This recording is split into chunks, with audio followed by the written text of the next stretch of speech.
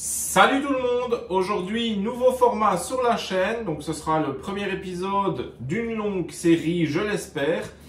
Ce format s'appellera Explique-moi encore.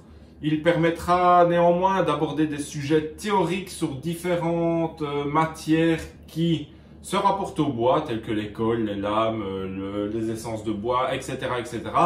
On verra au fil des épisodes. En tout cas, aujourd'hui, on va parler des lames de scie circulaire. On va développer un peu les informations qui y sont inscrites, les différents types de dents, etc. On va éclaircir un peu certains points qui peut-être sont flous pour vous et vous aideront dans le futur à choisir la lame qui convient parfaitement à l'usage dont vous en aurez à faire. Donc je compte sur toi qui regarde cette vidéo pour me faire part de ton avis en commentaire. Et aussi, si ce n'est déjà fait, je t'invite à t'abonner, à activer la cloche. Ainsi, tu seras averti des futures sorties de vidéos. Comme ça, tu ne rateras aucun projet de la chaîne. Donc je compte sur toi pour faire tout ça. Et sans plus attendre, on va donc passer à ce premier sujet qui est les lames de scie circulaire. Alors en premier lieu, on va examiner un peu l'anatomie, si je peux dire, d'une lame de scie, voir exactement de quoi elle se compose. Alors en premier lieu, nous avons donc ici les dents, hein.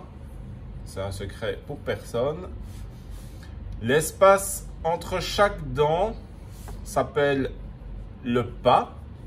Sur chaque dent, vous avez ce qu'on appelle une plaquette.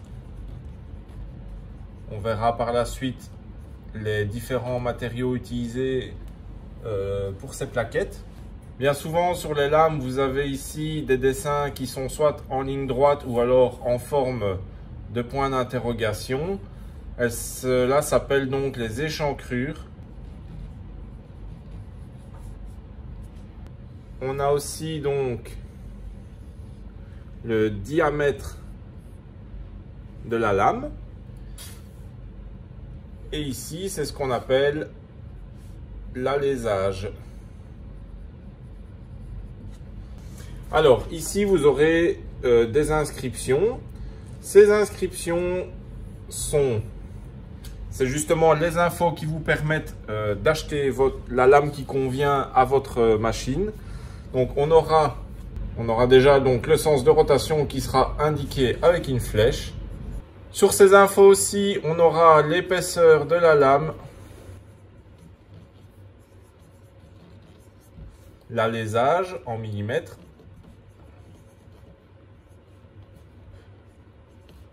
le type de dent, comme je vous l'ai dit, on y reviendra après. On aura aussi le nombre de tours maximum que la lame peut supporter, le matériau de la lame et des plaquettes.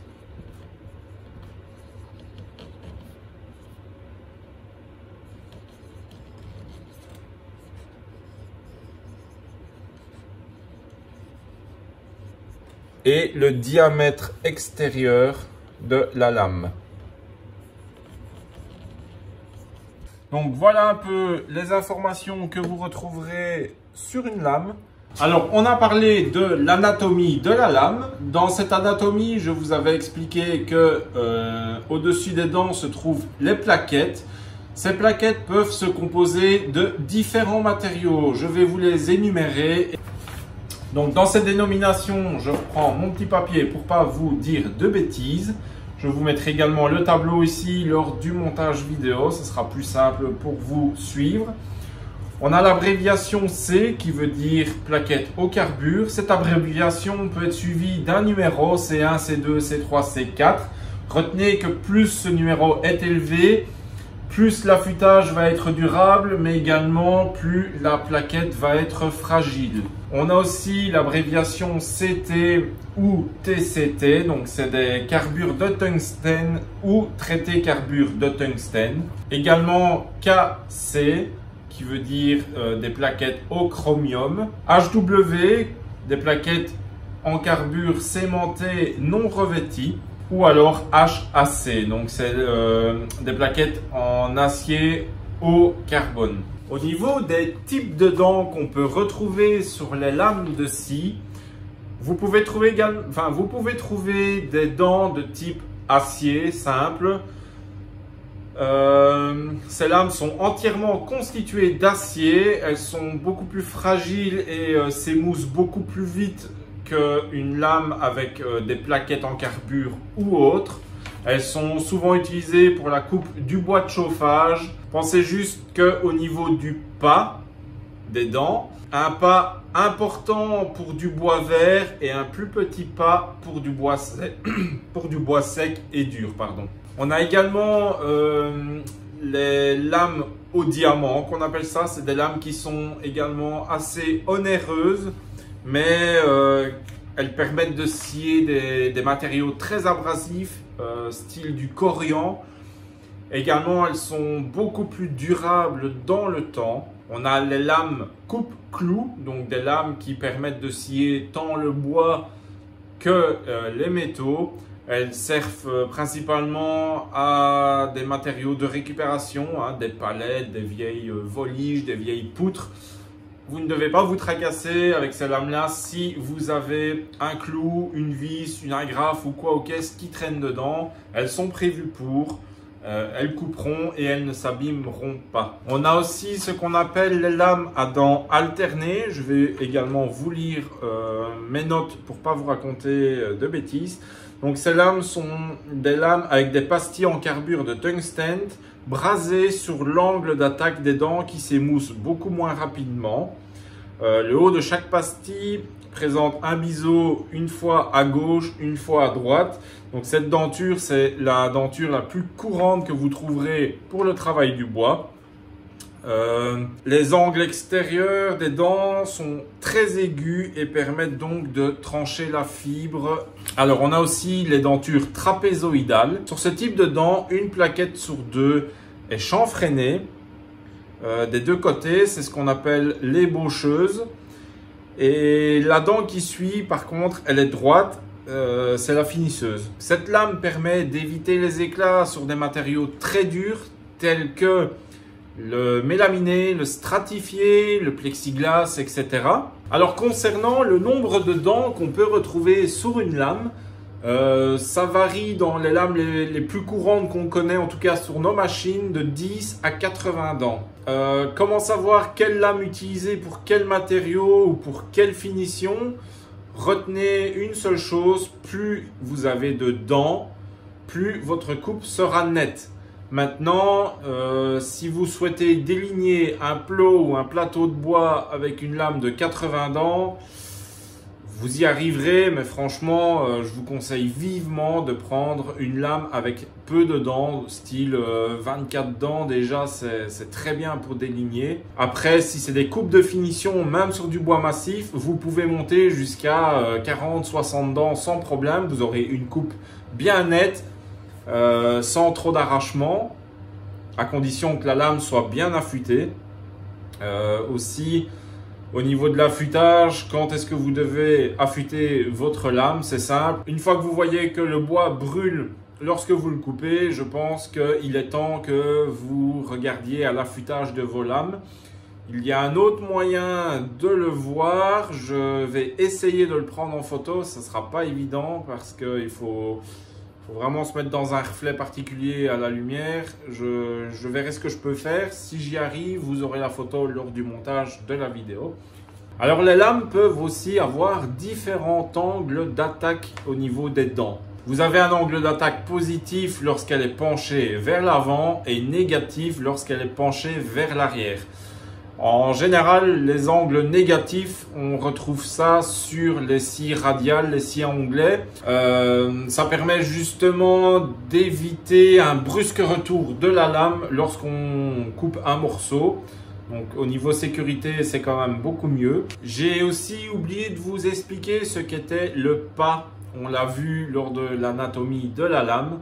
Donc le pas, en fait, c'est l'espace qui sépare deux dents. Et plus cet espace est élevé, plus il y aura une évacuation de copeaux rapide, Donc c'est pour ça qu'en général, quand on déligne des plots, hein, on utilise une lame avec peu de dents, ce qui fait qu'on n'a pas entre les dents déjà beaucoup plus conséquent. Je peux vous donner un exemple. Donc voici deux lames. Un exemple, cette lame-ci, on l'utilisera pour déligner, débiter du bois brut massif. Celle-ci, c'est déjà plus une lame de finition, donc elle a 40 dents, que celle-ci, elle en a, si mes souvenirs sont bons, 24, je pense. Vous vous souvenez aussi qu'on a parlé des échancrures. Donc les échancrures, c'est les petits espaces que vous voyez ici sur les lames. Donc comme je vous l'ai dit, ils peuvent avoir cette forme-là ou une forme en point d'interrogation. Alors, à quoi servent ces échancrures? En fait, elles servent à garder la planéité de la lame, même si la lame est échauffée avec le frottement sur le bois. Donc votre lame ne se déformera pas grâce à ces échancrures. Sur la lame de très bonne qualité, on peut parfois trouver un rivet en cuivre sur l'extrémité de ces échancrures. Ce rivet permet d'atténuer le sifflement et les vibrations de la lame lors de l'utilisation. Voilà. Donc on a fait plus ou moins le tour d'une lame de scie circulaire. Pour connaître l'alésage, le nombre de tours qu'elle peut encaisser, pour connaître le diamètre que vous devez prendre pour votre machine, le meilleur moyen, c'est de vous référer au mode d'emploi. Normalement, tout y est indiqué dedans, mais au moins, j'espère que grâce à ma vidéo, vous aurez pu approfondir un peu vos connaissances sur les infos qu'on retrouve sur une lame. Donc pour rappel, hein, ne croyez pas tout ce qu'on voit non plus sur internet quand on vous fait un test de coupe avec une lame sur du mélaminé ou du stratifié, qu'on vous dit waouh c'est génial, il n'y a aucun éclat, la coupe est magnifique. Non, pour couper du mélaminé et du stratifié, si vous n'avez pas d'inciseur, vous n'aurez jamais un résultat parfait. Que ce soit en mettant du tape, en faisant une première passe à l'envers avec votre lame sur une scie plongeante ou quoi ou qu'est-ce, il y aura des éclats. Donc pour ceux qui ne savent pas ce qu'est un inciseur, ça pourrait faire partie d'un autre explique-moi encore, mais en gros, sur des scies, des combinés ou des scies à format, etc., c'est une petite lame qui est parfaitement alignée avec la lame principale. Sauf que cette lame tourne dans le sens inverse de la lame principale et c'est ce qui permet, avec un alignement parfait, d'avoir une coupe nette sur le mélaminé et le stratifié. Mais on en reparlera plus tard pour ne pas vous embrouiller. Comme je vous l'ai dit, la chose principale à retenir, c'est plus vous avez de dents, plus votre coupe sera nette. Voilà, donc c'est maintenant terminé pour les lames de scie. J'ai peut-être oublié des infos. Si c'est le cas ou si tu aimerais savoir autre chose, n'hésite pas à me poser une question dans les commentaires. Donc comme je t'ai dit au début, dis-moi ton avis dans les commentaires sur ce format de vidéo. Comme ça, moi, je peux prendre la température à savoir si je continue ou pas. Je me dis qu'un peu de théorie, ça peut faire de mal à personne. Que ça soit pour moi, parce que lorsque je prépare la vidéo, je fais des recherches et j'apprends des choses également. Ou pour vous, ça peut être sympa aussi d'apprendre certaines choses, peut-être que vous connaissez déjà. En tout cas, voilà. Moi, ici, ça m'a bien plu de faire des recherches un peu sur les lames. Ça m'a appris aussi différentes choses. Et comme d'habitude, hein, partage, abonne-toi, etc. Et on se voit dans une future vidéo. Allez, ciao!